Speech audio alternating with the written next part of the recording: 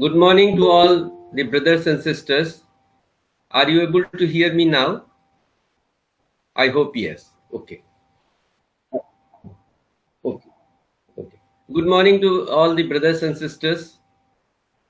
I am grateful to Delhi Theosophical Federation, especially Brother Taneja ji, who has been kind enough to keep this slot for me to share some thoughts on the vital subject of karma and rebirth, which concerns all of us.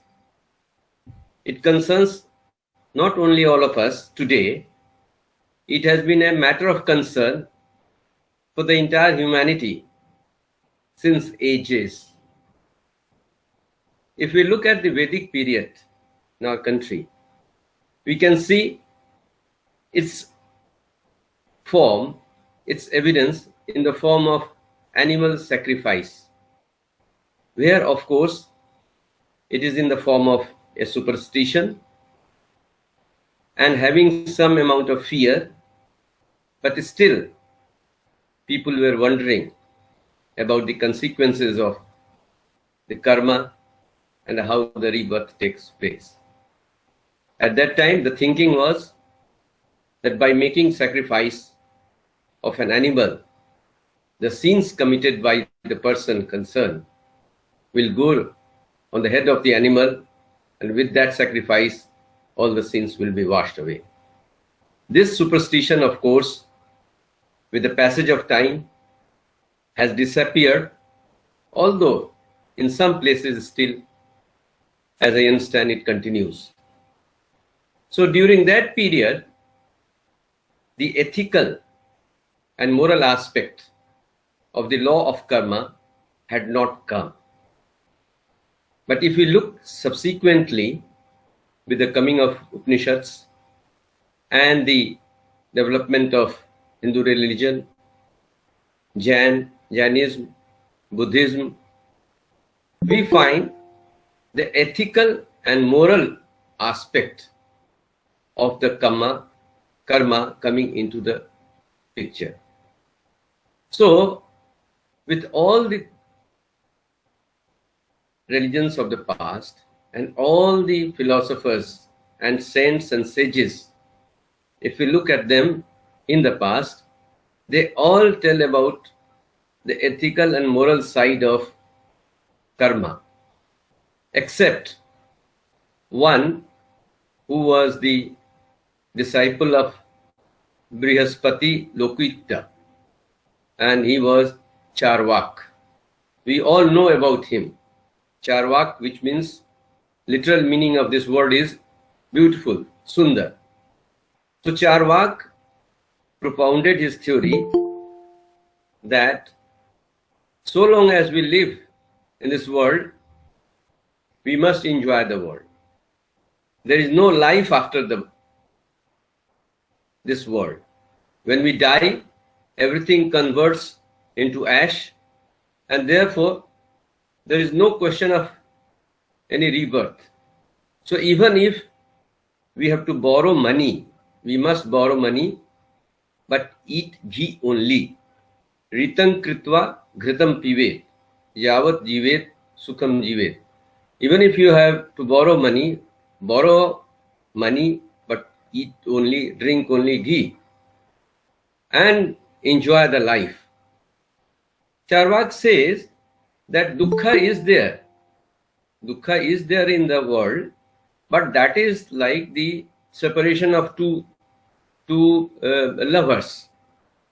The lovers have separated, and when they meet, that pain is only to increase that enjoyment when they meet. In the Western societies also, there have been some thinkers who are like Charvak, and if we look around our society these days, we find that the materialism has taken over so much that Charvak's principle is being followed everywhere. Look at the EMI system. When we join a service, immediately after a service, we have to buy the fridge, we have to buy the scooter, we have to buy the TV, furniture, everything, and we get it on EMI. We have to only borrow the loan and we pay it. And this type of thinking, you remember when the great bubble burst some 10-15 years ago, and Lehman Brothers case. What is all this manifestation? It is a manifestation of only the aspect that we have been giving too much importance to the worldly things and not taking care of the moral aspect. So this is the historical perspective in which we look at this issue of rebirth and karma. Buddha was the first saint who analyzed this in a very systematic way, as we'll see subsequently. Now, what is the purpose? What do you think is the purpose today of this meeting? Are we interested to know the various aspects of the different religions? What Parsis think? Some religions think about reincarnation. Christians, Islam, Jews, and Parsis, they don't believe in reincarnation. But they do believe of the existence of hell and heaven after the death.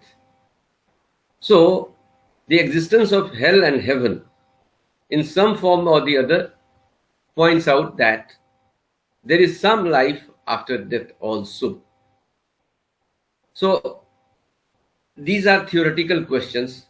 Jains, Buddhists, and Hindus, we all believe that karma is a form of something which will give us the result. And in Hindu religion, we are taught that we should keep thinking rightly. And as Lord Krishna tells in the Bhagavad Gita, we should do the Nishkam Karma. And when we continue to do like this and clean ourselves from within, someday will come when we will become Jivan Mukta and the Atma will go and merge into the Paramatma. This is our Hindu concept. Now, all these, we can go into all these aspects and discuss them also, but I consider that they are not much of relevance. What is of much relevance to me and should be also to all our brothers and sisters, sincere members of the Theosophical Society, is how to get rid of this cycle of rebirth and karma. Instead of studying theoretically, let us focus whether at all we can get out of this cycle of karma and rebirth, which has been very well explained by Sir Edwin Arnold in his book, The Light of Asia. Imagine, he gives the example of a river. Now let us imagine the Ganges coming out from Gangotri or Gomukh. It comes out from there, jumps, goes up and down, and by moving on the mountains, it comes to the plains near Rishikesh and flowing through Haridwar, Kanpur, Prayag, Kashi, Patna, and Hooghly. It subsequently goes and meets the ocean at Ganga Sagar. There is no rest there. Again the sun rays come, they evaporate the water goes up in the sky as a cloud. Again it is carried to the Himalayas. Again it trickles down as drops, and again the river starts. The course of the river starts. And like this, The life goes continuously, continuously, continuously. If we go to Haridwar right now, we will find that the river is flowing. It seems that the river is static. Or look at Brahmaputra in Assam, such a majestic river. If you go and sit by the side of it, it continuously flows. It appears as if it is static. It appears that the water is not moving. But make a boat of a paper or put a lamp as they put in the night while they worship the river. Put it there, you'll find it moves and goes away far distant. So because the change is in such a rapid succession, just as in a movie, when the reel is moving so fast, because of that fastness, it gives the feeling of static state. Similarly, the life also appears static. Although every moment it is changing. Every moment we are living, every moment we are dying. And therefore, there is no rest at all. While I was thinking about it, I was reminded about the Chamoli incidents, which came recently. You remember, NTPC tunnel was washed away with a big earthquake and the cloud bursting, etc. Now, suppose we are put in that situation. Some 100 people died and many are still missing. Suppose we are put in that, the flow. How helpless we are. We are being taken away, taken away, taken away. Buddha in the Dhammapad gives the example that all of us are being driven just as a cattle is driven by the boy with a stick in the evening towards the place where they have to have their shelter in the night. He takes a stick and guides them to that place where they have to take rest in the night. Buddha says that the death is driving all of us to that slaughterhouse where we will all meet death. And we are helpless. We are all helpless. We are being guided. We are being taken away. The other example which Sir Edwin Arnold gives in The Light of Asia is about a giant wheel. Think of the giant wheel which we see in London or in Singapore or even in a fair. In a fair, we see a big giant wheel which goes up and down. Now, Buddha says that nobody forces us, that we remain on that wheel, kiss it, and keep on coming and up and down, and in the process get wounded. He says that it is we who are responsible for that. So, the problem of getting away from karma and rebirth has been very well elaborated in the Light of the Asia. I also think of the example of a fish. This is also given in the Dhammapad. A fish being taken out of the water, how desperate it is to get back into water. Similarly, this Jeev, all of us are yearning, are desperate to get into that state of mind or that state where we feel the sorrows of the world, the outside influences don't affect us. The other example which is given in the Dhammapad is about a bird. The bird has been caught in a net and it is desperately trying to get out of the net. So all this goes to show that man is also desperate from within to get out of this shackles of the consequences which he is facing every day from the karma or the deeds which he has committed. And so mysterious is the working of karma. We can see the two birds which are sitting on the tree. They are black in color, look alike. Until the time they both speak something, we won't make out that one is a cuckoo, quail, which has a melodious voice, and the other is speaking in such a language we don't want to relish it. We don't want to hear it.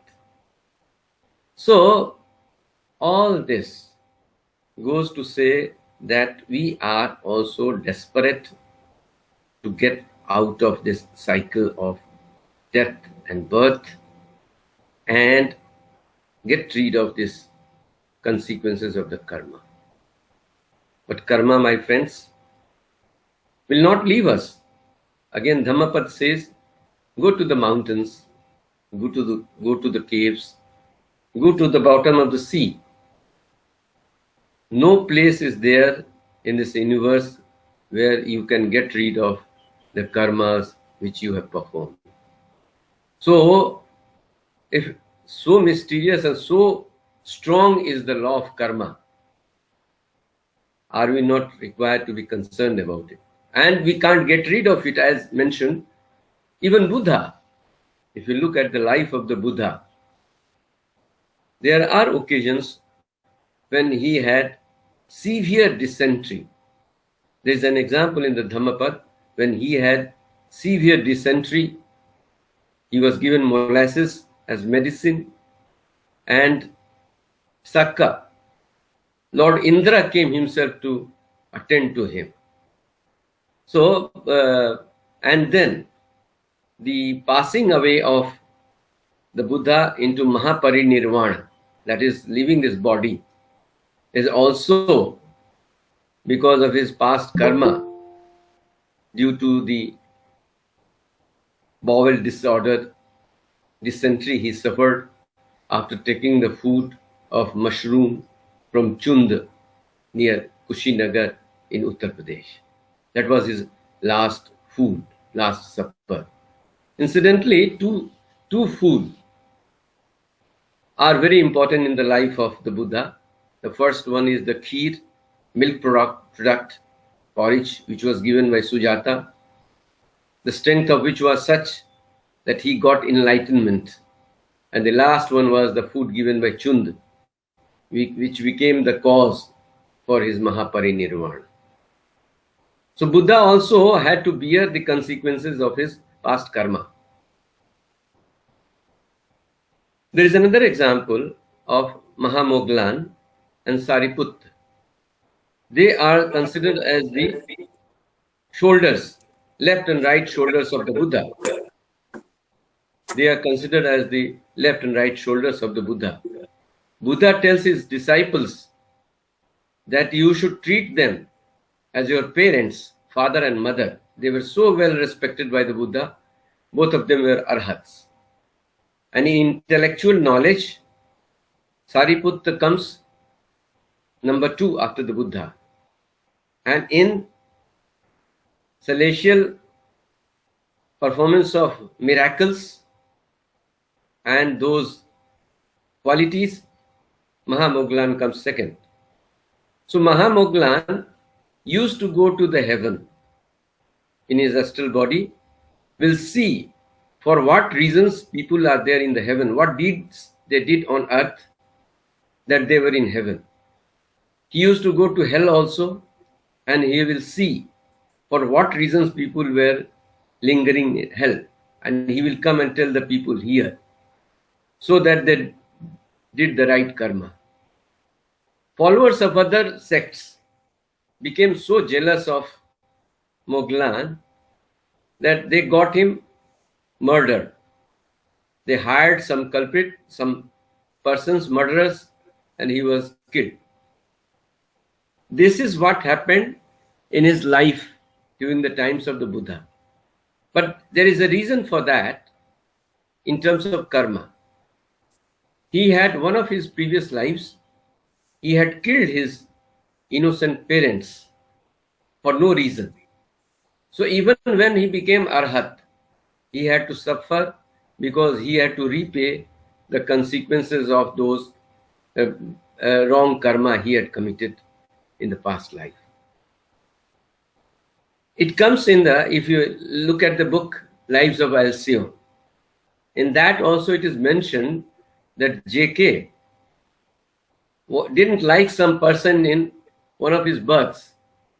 Now, in order to adjust the law of karma and see that the relationship was normal, in one of the lives, JK, Krishnamurti, and that person were made husband and wife in that life. So, such is the mystery of karma. Now, having discussed it, how to go about it? How to tackle it?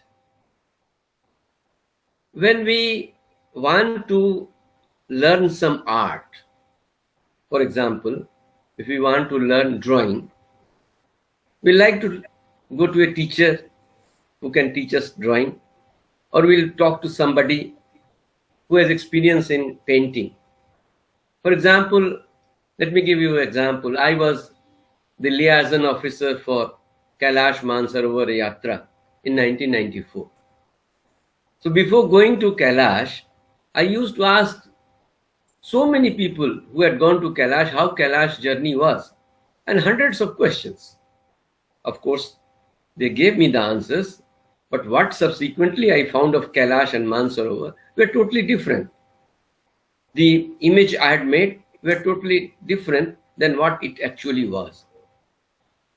So anyway, if I want to do PhD, I like to meet somebody who has already done PhD and take help from him. If I want to appear in the IAS exam, I like to meet somebody who has already qualified or who has been selected into the IAS. So similarly, if I want to get rid of the cycle of karma and rebirth, I have to look for somebody who can help me. And if you look at the history of the saints, we find that Buddha is one person who is ready to help all of us. Remember what Edwin Arnold also says in The Light of the Asia.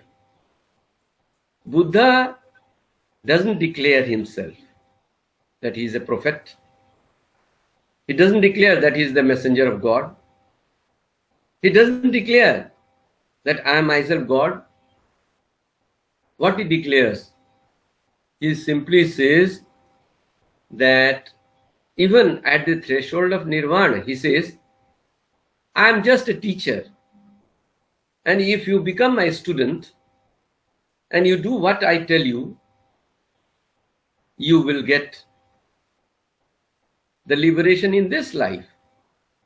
So here is a teacher who is ready to come to your level, our level, my level, your level, and tell us how to get liberated.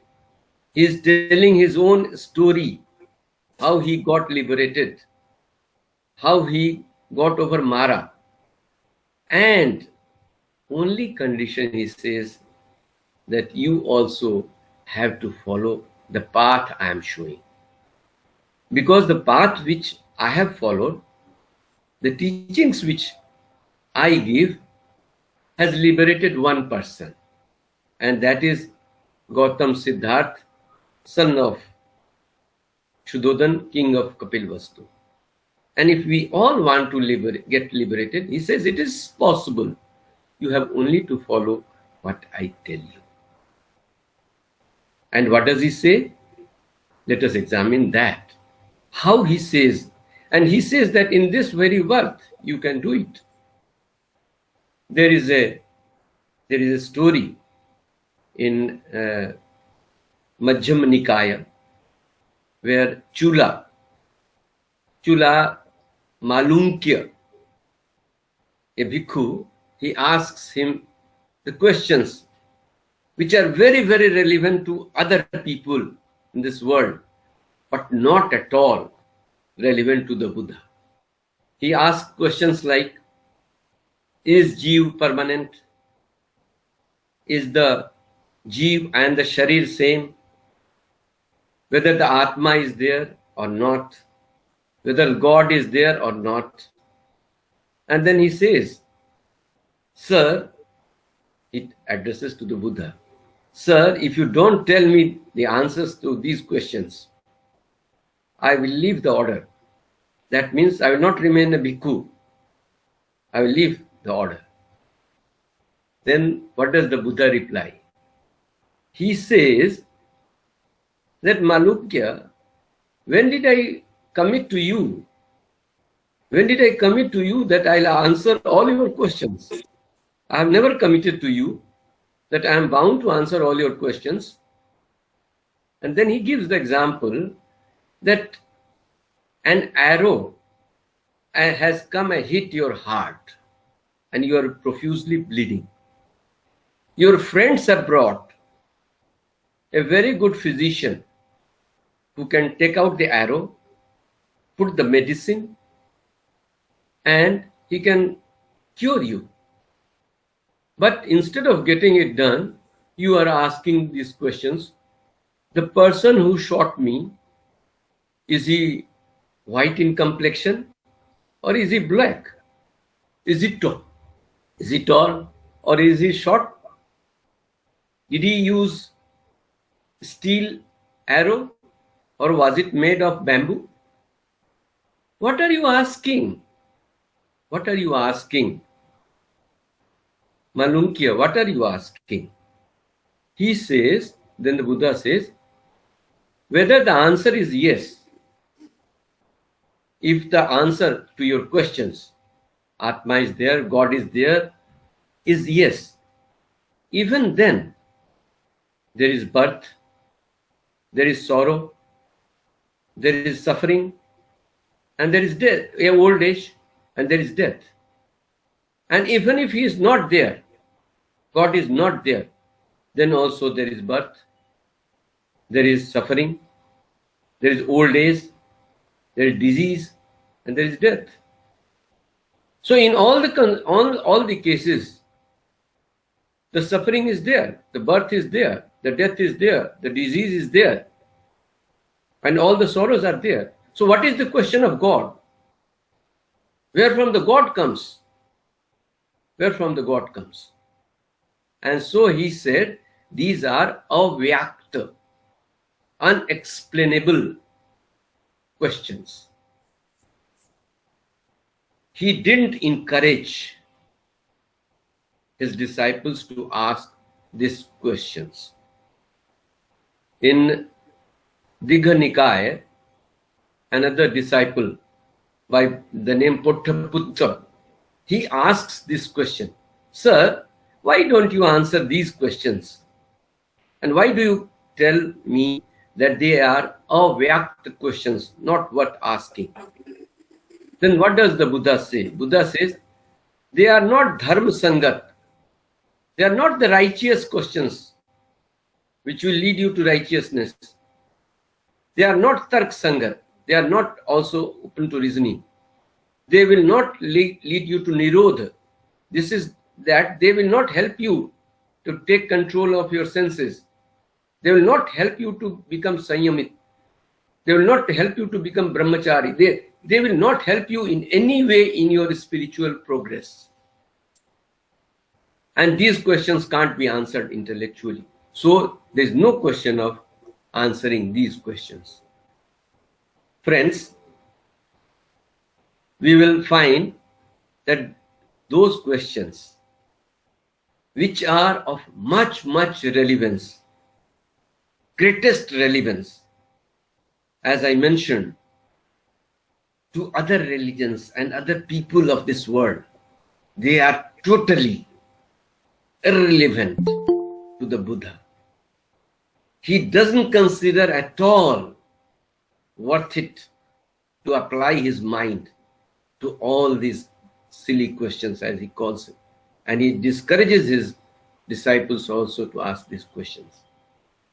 But he himself, and then he answers that if you follow only what I tell you, how to get rid of the sorrows, you will get liberated even in this birth. So now I will like to take you to what he says of his own personal experiences, how to get rid of this cycle of birth and death and karma. And to this, I will like to draw your attention to his first uttering after attaining the Buddhahood. It was almost 2,600 years ago. 2,600 years ago, in the month of Vaishakh, on Vaishakh Purnima, he sat under the peepal tree at Bodh Gaya, and on the next day, in the morning, he got enlightenment. And he became the Buddha. After he got up from the seat where he was sitting for meditation the whole night since afternoon, he felt a moral victory, as if a warrior, a soldier, has won thousands of battles. The happiness and the satisfaction which comes out of winning these 1,000 battles, because these battles were going on for innumerable lives. In one part of his meditation, the Buddha saw his all previous births.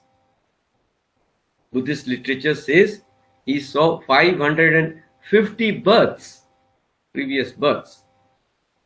How he came from down below, as if, again in Light of Asia, he describes Sir Edwin Arnold as if somebody has started a journey from the earth and he has to go to the mountain top.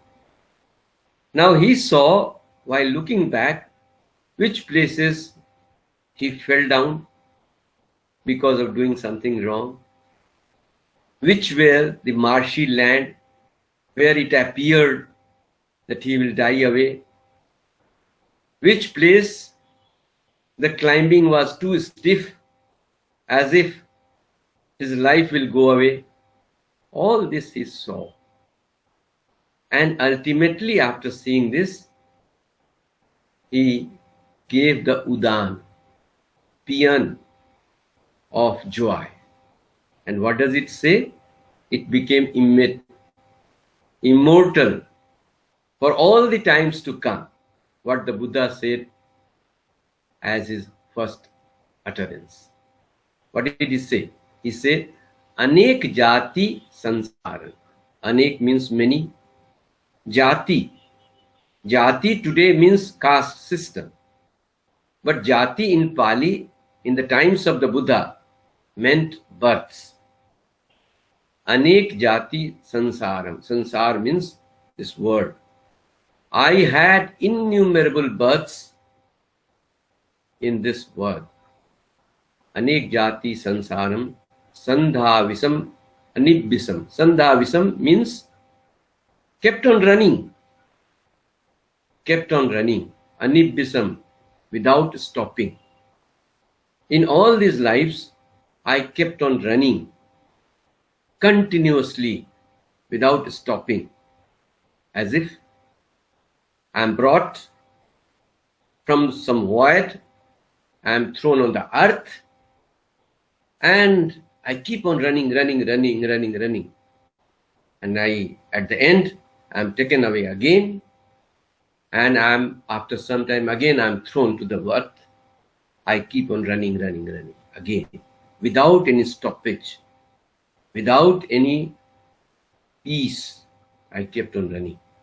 Anek jati sansaram sandhavisam anibbisam gahakaram gave santo. Gahakaram means builder of the house, the contractor, builder of the house. Gahakaram Gave Santo. Gave Santo means I was searching. I was searching for the person who was making me this prison, this house in every birth. I was looking for him. Sandhabhisam.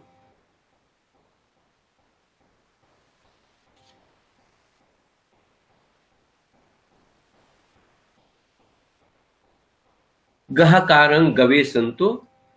I was looking for the maker of the house. Dukkham Jati Punah Punah. Dukkham, sorrow. Jati. This birth was Punah Punah. I used to get sorrow continuously all these lives. Gahakarang Dithosi. Gahakarang means again builder of the house. Dithosi has been seen. Now I have seen the builder of the house. Gahakaram Dithosi. Gahakaram Dithosi. Punageham na kahasi. You will not be able to make the house again. Gahakutam Visang Sabba Phasuka Bhagga. All these structures of the building have been abolished, have been broken. Gahakutam Visankhitam. The ridge pole on which the building was to stand has been also shattered. Then he says, Visankhar Gatam Chittam. Now he after describing this, he gives the reason how he has done it. He says that I have been looking for the builder of the house all these lives, and it was a very painful process. Now at last I have found out the builder of the house. I have demolished all the structures, the ridge pole also on which the building was standing. Everything is finished. There is nothing left. Now the builder will not be able to make any house for me. And then he explains how this house was being built. He says, Sankhara, Visankhar Gatam Chittam, Athat, or this means I was getting this house was being built because of my sanskaras, which have been totally finished. Then, Visankhar Gatam Chittam, Khaya Majjaga.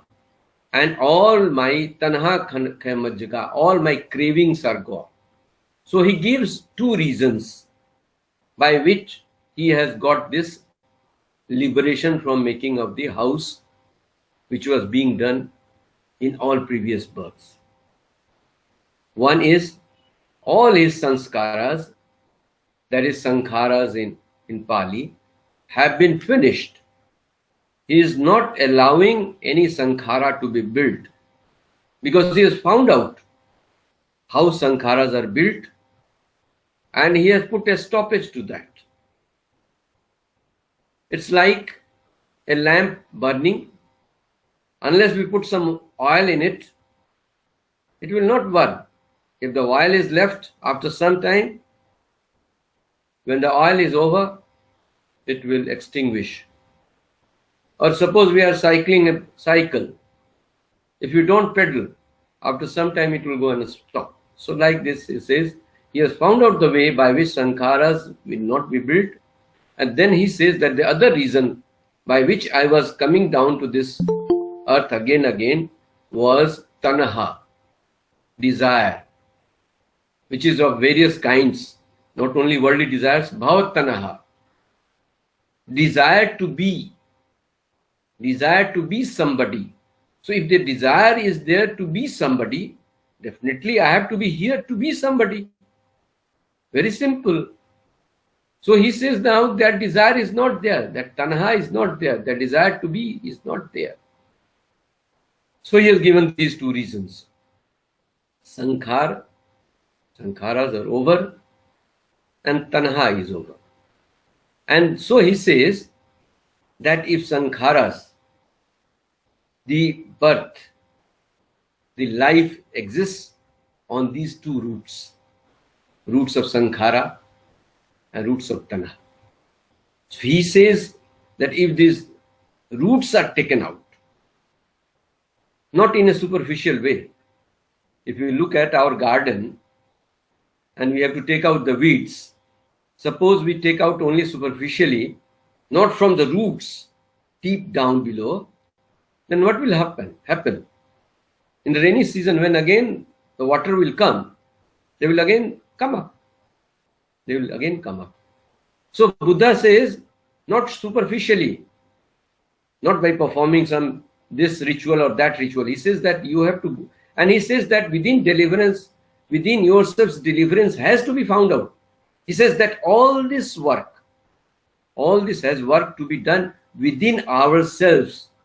It's not outside, not at all outside. He says that all this work has to be done within ourselves.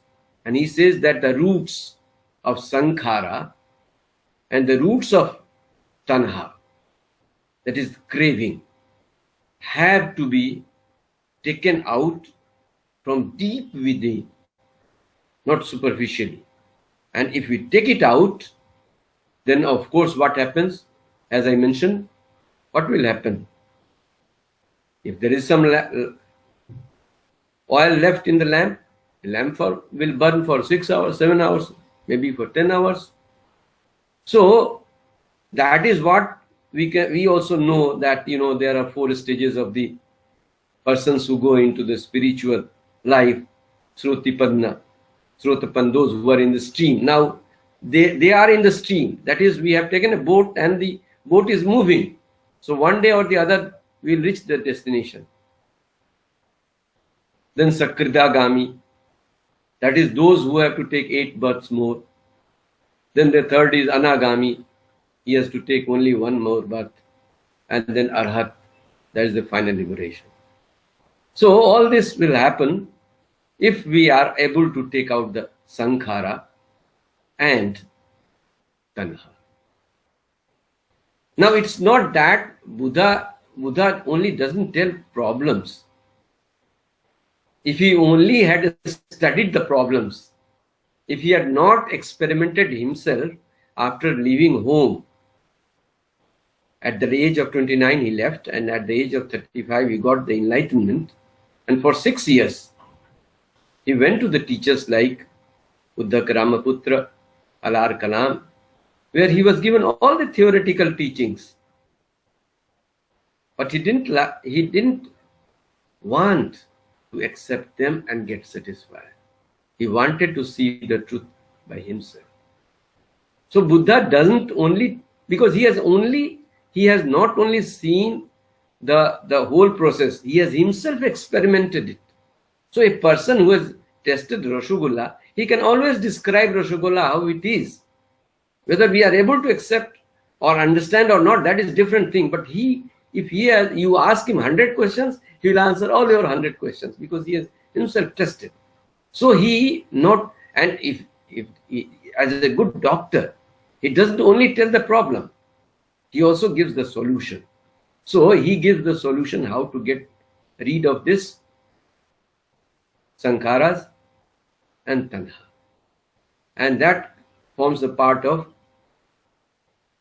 the principle of dependent origination, which says that everything in this universe is interdependent, and everything is what happens to us is also because of some reason, some thinking, some desire, something, because of craving this and that. Everything is, there are 12 phases which he describes there, Paticca Samuppada, and there it starts all from avidya and sankhara, and ultimately after the nirodha of that, one can get liberated. So this we will take up in the next session. Today we have analyzed the problem, what is the disease, and as a good doctor, Buddha doesn't leave us there. He tells us how to get rid of that disease also.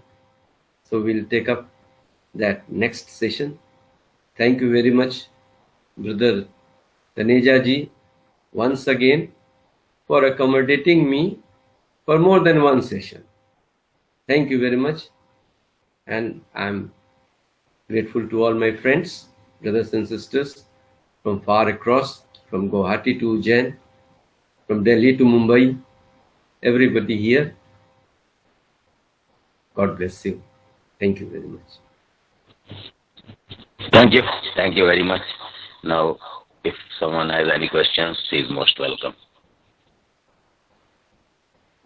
Good morning, sir. Am I audible? Yes, yes, you are Sir, audible. yes, it's very, very Madam interesting lecture. Vinny Kalra. Yes, sir. So it's Okay. very, very From interesting Mumbai? lecture. No, sir, I'm from Varanasi. Which From place you are Varanasi. speaking from? Varanasi, sir. Varanasi. Very good. Very good. Yes, please. Sir, your lecture was very, very interesting, and I'm looking for the second one.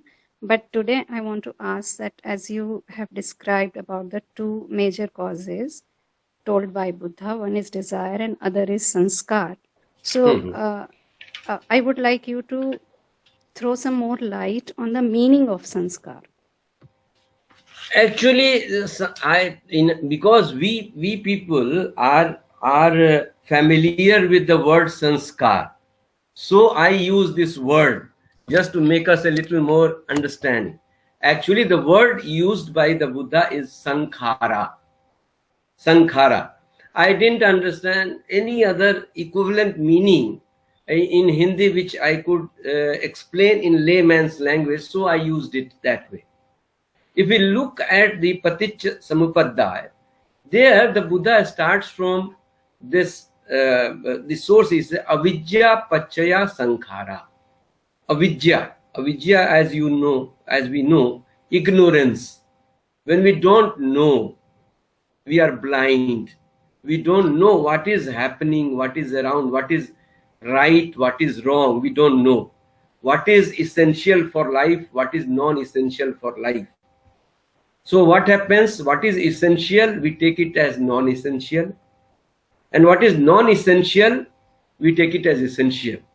So if we take non-essential as essential and essential as non-essential, obviously we will not be able to get essential in life. So what is required? That essential is to be taken as essential, non-essential as the non-essential. Now all this comes within the purview of avidya. And many more things, as I mentioned. If we are lost in the irrelevant questions, say for example, if you look at the Dhammapad, one of the disciples of the Buddha, Kassapa, he was an arhat, and once he was sitting in Isagulli cave in Rajgrih, and he was meditating. Now Buddha was in Sravasti. He just wanted to see what his disciple was meditating upon. So he went into his consciousness and he found that he was meditating on the past lives of the people and what their future will be. So Buddha appeared before him and he said that, please, he tells his arhat disciple, he has become an arhat, please don't focus on this question. It is an irrelevant question and not relevant to you. To know the future or the past of the persons is only in the domain of the Buddhas. So what I just wanted to elaborate, that avidya constitutes many things, and we all know. And then he says avidya pachaya sankhara. So because of this ignorance, we are ignorant, we have done something we didn't know that we should have done, and so what has happened? I have tied one knot because of that. So we can say this sankhara is some type of knot. Then again, I don't know what is right or what is wrong, and because of that I have done something which has again gone as a knot.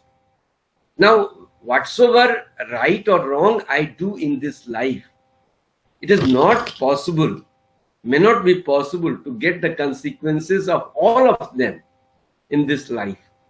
Somebody may murder somebody and he gets the benefit of doubt from the court or so, from somewhere. He doesn't get, there is no evidence, and but people know that he is the murderer, so he has to repay in the next birth or some other birth.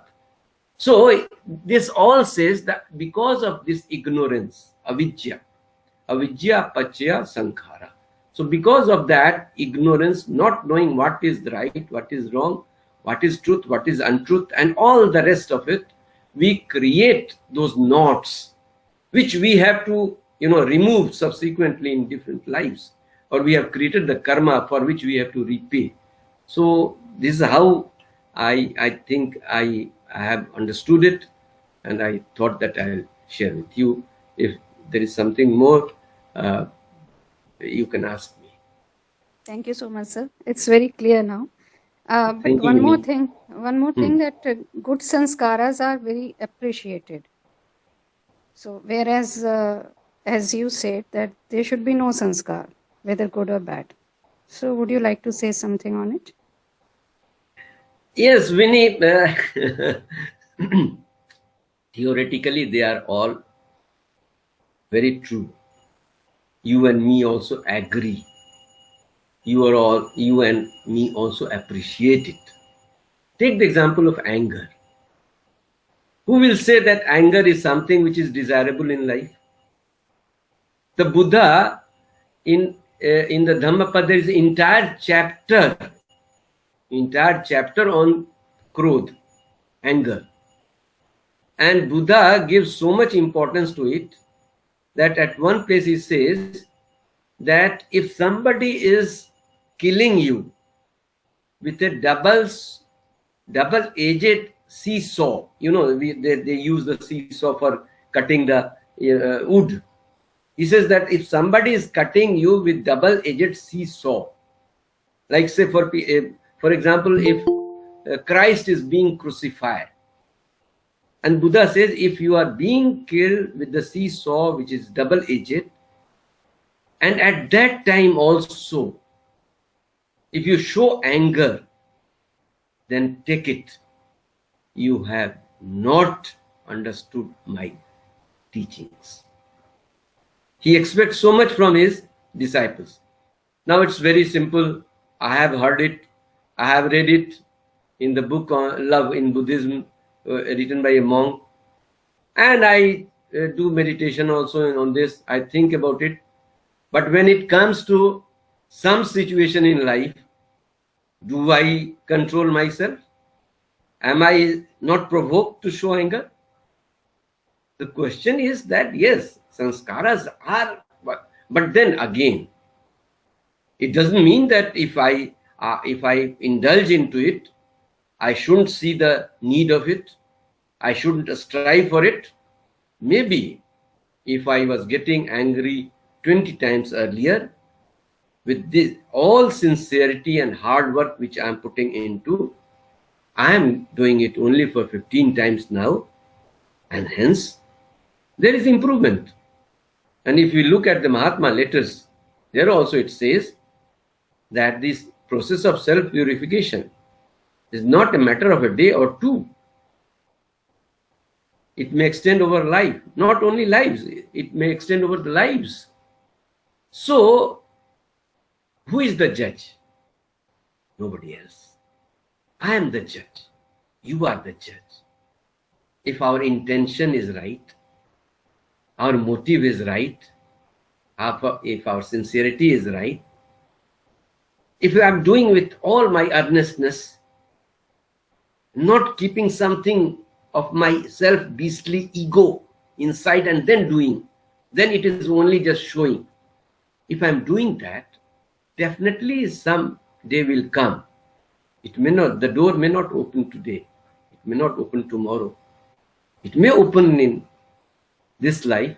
It may not open in this life. It may open in next life or next after next. But it will open if I am sincere, honest to myself, and I am following the path on the right direction, in the right direction. So sanskaras are important, definitely, but practice is more important. Between the Buddha used to encourage his disciples to think. He says that between what you do and what you know, what is more important is what you do. And so he says that focus on that, only on doing. So definitely sanskaras are important, and we should strive. Even the Mahatma letters says, try. Our failure lies not trying. So we must try. One day the door will open. We'll all be there. Thank you. Brother, Thank you, may sir. I add Thank you so something? much. Yes. Yes, Brother, Rajiv, brother. you see, sanskaras are generally considered to be the impressions derived from past experiences, whether it would be the past life of this current life or the previous lives. Now, this thing which is not really talked about is the attachment or the identification with those tendencies that we derive from these sanskaras or the actions that we have done previously. Those residual impressions that we carry with us in the physical or the mental side of our life, we tend to identify with them and think that we are them, and that is what which creates the bondage. So here probably Buddha meant that these sanskaras, good or bad, they are the ones with which we identify ourselves, and therefore we create our own bondage. Thank you very much. Thank you very much. Thank you very, very much, Rajiv, for sharing this aspect. Actually, these are, in Buddhist parlance, it's known as asrava, residual impurities. So, and asrava, if we look at Sanskrit, it means intoxicating drink, sharab. So the sanskaras, or it is said that these asravas are lying hidden in our consciousness or subconsciousness or somewhere. And so just as an old wine, old intoxicating drink is more forceful, the longer they remain in the subconscious or in our consciousness or within us, the more stronger they become and they do more damage. So thank you very much, Rajiv, for enlightening. नमस्कार नमस्कार। सरण साहब, नमस्कार। सुषमा श्रीवास्तव इलाहाबाद से। हाँ, नमस्कार बहन जी।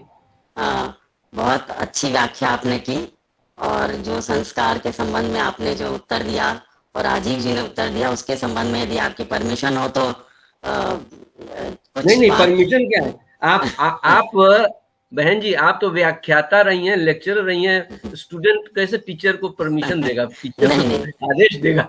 जैसे प्रश्न सही था कि संस्कार जो है वो अन्य धर्मों में जो संस्कार का मीनिंग है, जैसे संस्कारा नाम सभवती यस्मिन् जाते पदार्थो भवति योग्य कश्चिदर्थ से, कि संसार वह क्रिया है, संस्कार जिसके करने से व्यक्ति किसी कार्य करने के योग्य हो जाता है।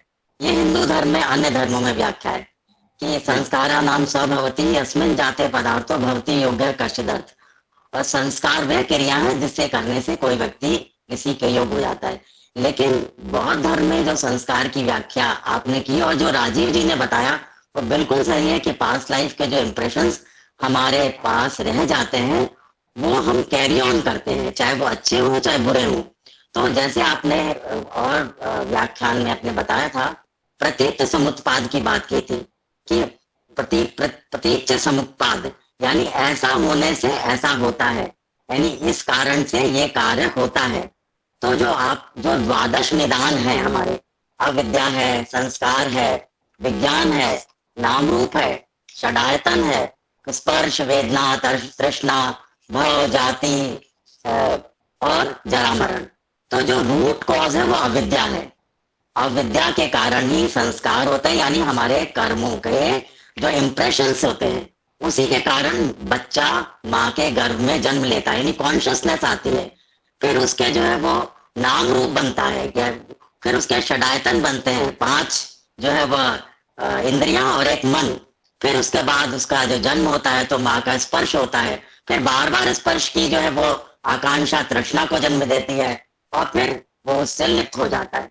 तो ये पतिच्च समुत्पाद जो है, यानी ऐसा होने से ऐसा होगा, ये 12 जो द्वादश निदान है उसका सबसे रूट कॉज अविद्या है। और यही हम, जैसे राजीव जी ने भी बहुत स्पष्ट रूप से बताया कि उसी इंप्रेशंस को हम कैरी ऑन करते हैं। और वही बात आपने बताई कि संस्कार को हम हिंदू, अन्य धर्मों में संस्कार का मीनिंग है उससे हम ना आइडेंटिफाई करें, बल्कि ये वो है हमारे कर्म फलों का प्रभाव जिससे हम जन्म लेते हैं। बस इतना ही मुझे जोड़ना था कि आपकी बात पे, और शायद मैं सही समझी हूँ, यदि आप बताएं तो ठीक। बहुत बहुत बहुत सुंदर। डॉक्टर राजेंद्र प्रसाद एक बार परीक्षा दे रहे थे, तो उनका वो आंसर शीट जो है वो पटना के म्यूजियम में रखा हुआ है। उसमें जो एग्जामिनर था उसने क्या लिखा, the examinee is better than the examiner. तो examinee is better than the examiner. तो सुषमा बहन जी का तो ये विषय ही है, ये विषय है। तो मैं आपसे आग्रह करूंगा कि अगली बार आप यहीं से शुरू करें। मैं इसी विषय को लेने वाला हूं, तो मैं आपसे आग्रह करूंगा, और ब्रदर तनेजा जी से भी, कि थोड़ा समय सिस्टर्स ये सुषमा जी को दें कि अगली बार वहीं से ये प्रारंभ करें, ये भूमिका बनाएं, और फिर मैं आगे उसको लूंगा। नहीं, आप जानते हैं मेरी स्थिति बिल्कुल अच्छी तरह से हो सकता है कि मैं अवेलेबल ना हूँ, मैं 10 मिनट में बोल सकती हूँ, 10 या 15 मिनट के लिए उस समय अवेलेबल ना हूँ। हाँ नहीं, पता है ना। ठीक है, आप ठीक है। सुनिए बहन जी, आप तैयारी करके रखिएगा, खाना वाना बना के रखिएगा। हम लोग अगर अतिथि आएंगे तो खाएंगे, नहीं तो नहीं खाएंगे। बस नहीं, इससे ज्यादा प्रश्न मत करिए। मैं सुनती रहती हूँ ऐसे आते जाते, आपको तो पता है मेरी स्थिति। Thank you so much. स्थिति ठीक है। आप तो कमांड है आपका बहुत धन पे। नहीं ठीक है, ठीक है। आप ही से मैंने सुना था ये बात जो आपने कही है। Thank you. और कोई?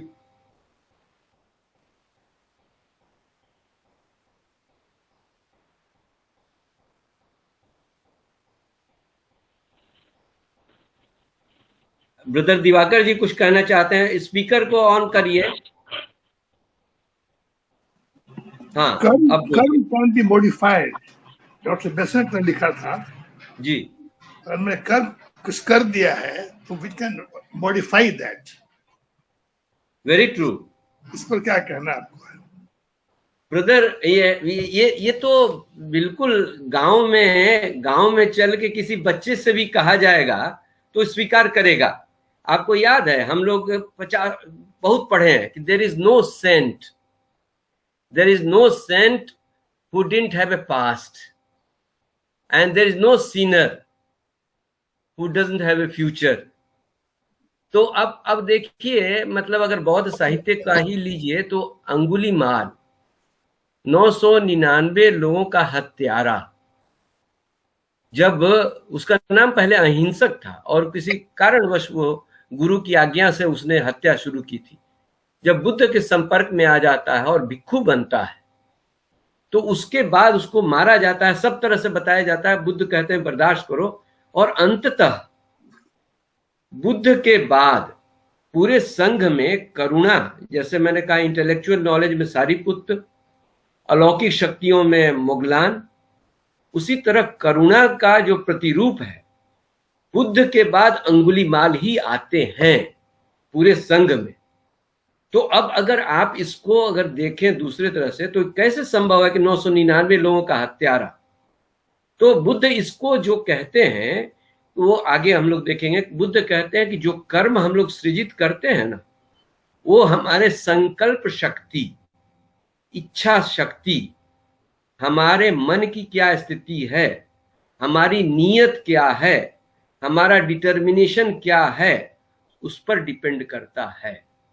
तो इससे लगता है कि जैसे 999 की, जब गुरु ने उसको कहा, अहिंसक को कहा कि 1000 लोगों की हत्या करके आओगे तो सर्वोच्च ज्ञान दूंगा, तो वो नहीं चाहता था, लेकिन गुरु ने कहा तभी दूंगा, तो मजबूरी में गया। लेकिन अब आप सोचिए, उसके मन की स्थिति ऐसी नहीं थी कि वो हत्या कर। देखिए, नॉर्मली कोई किसी की हत्या करेगा तो घृणा के साथ, नफरत के साथ, बदला लेने की भावना से, सब कुछ उसके पास होगा। तो अब ये संभव तो नहीं है कि हम लोग क्या हुआ अंगुलीमाल के केस में, अहिंसक केस, लेकिन कल्पना ही कर सकते हैं कि उसके मन की स्थिति यही होगी। जैसे कोई मैकेनिकल काम उन्होंने कहा कि एक वो चारपाई ले आओ, उसी तरह से चारपाई लाने उसको लगा कि मारना भी है, ये काम है जैसे कोई और, उसको अब वो भान नहीं होता था भीतर से। ही neither enjoyed it nor had he aversion. He simply took it as an act which was asked by his teacher that if you do it तो उसका ये, तो उसका नियत खराब नहीं था, उसके मन में कोई तो दुर्भावना कभी हुई न, किसी तरह का कोई, मुझे लगता है किसी तरह का भाव ही नहीं उठा होगा, या तो मतलब कि भला होगा या बुरा, केवल यही होगा कि अब 1 मार दिया, 2 मार दिया, अब 999 हो गया, एक और कर देंगे तो मिशन अचीव्ड और गुरुजी ज्ञान दे देंगे। तो सब बुद्ध भी ये कहते हैं कि जो संकल्प जो है, और ये है कि बुरे कर्म, ये बात भी सही, बुरे कर्म हमने ही किए हैं तो अच्छे भी तो हम भी कर सकते हैं। और ये बौद्ध साहित्य भी कहता है, और कर्मा जो किताब है उसमें भी कहा गया कि बुरे करके अगर हमने बुरा किया तो अच्छे करके हम अच्छा भी तो कर ही सकते हैं। और इतिहास इस बात का साक्षी, उंगली मार की कथा कर। बहुत बढ़िया, बहुत अच्छा। और brother Kiran Shah ji, so nice to see you sir, so early from Kenya. Brother Kiran Shah is from Kenya. He was my host when I went to Kenya. Your mic is not working, brother. Mic is off. Mic को on करिए, mic off है।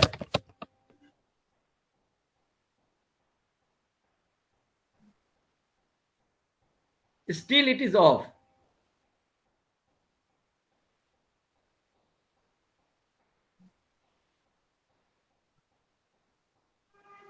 Brother Kiran Shah is around 90 and he has been a very, very active member of the TS. He was my host when they invited me to visit the African section for their annual convention number of years ago. Somehow your mic is not working. Your video is coming. You have to switch off where the microphone is shown. There is a cross. If you switch it off, can you do, Brother Taneja ji, from your end? Brother Taneja? No, it can't be done. It can't be done, sir. Okay, it can't be done from here. I can mute, but not unmute. Okay. He's not able to do.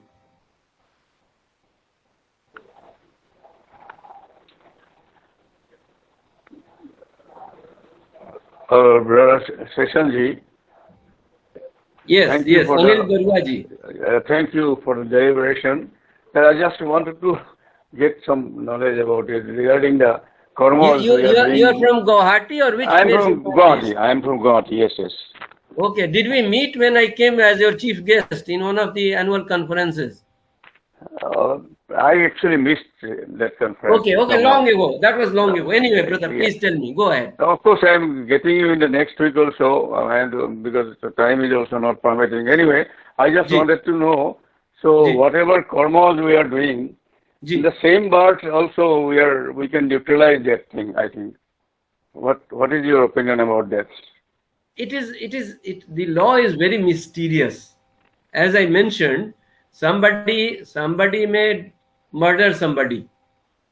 Now, there is a law, he may get the punishment in this life itself.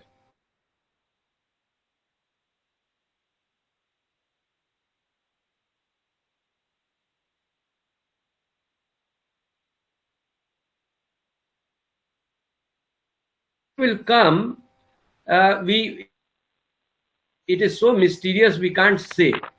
And then Buddha also say very, very common question we see that somebody has done a lot of wrong things here and we find him prospering in life. So how come by doing, one will conclude, and if it is true, then one will conclude by doing wrong things also, one gets to prosperity in life. And then it can be vice versa also.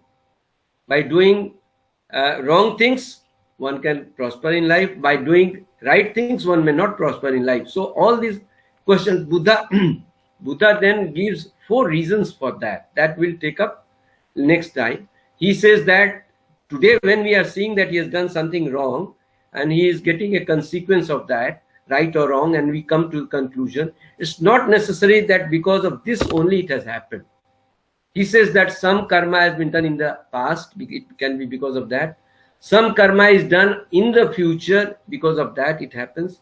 And some karma has been done at the time of, what is his thinking at the time of his death. So at the time of death, actually the most prominent karma appears before this consciousness of the person. So this is what he gives. So there are many reasons by which this consequence will come. So we'll take it that way. It's not so simple to come to a conclusion 2 into 2 is equal to 4. So if it were simple, so simple, scientists would have found out some formula by which we could all get liberated. Thank you, Karanji. Actually, at least I got something in an enlightenment. And next forthcoming sessions are also coming. Thank you so much. Okay, brother. Okay. Okay, brother Kiranji, thank you. For joining. It will go on. No problem. Yeah. You can get it repaired next time. I will talk to you on WhatsApp. Separately. So we'll talk after this meeting is over. But you can get your laptop checked how to do this unmute. But I'm so happy. It is 6 o'clock in the morning and 6:30 in the morning, but still you have joined from Kenya. So nice of you, brother. That shows your spirit at 90. I'm grateful.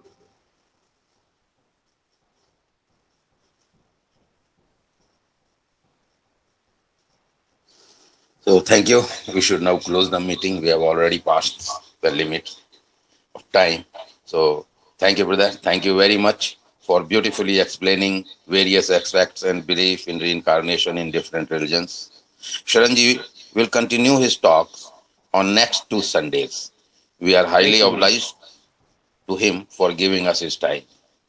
And thank you very much to all for listening the talk quite attentively. So now I would like to close the meeting with recitation of Shanti Mantra. Brother Agarwal ji or Kanchan ji, thank you. हाँ, चलिए.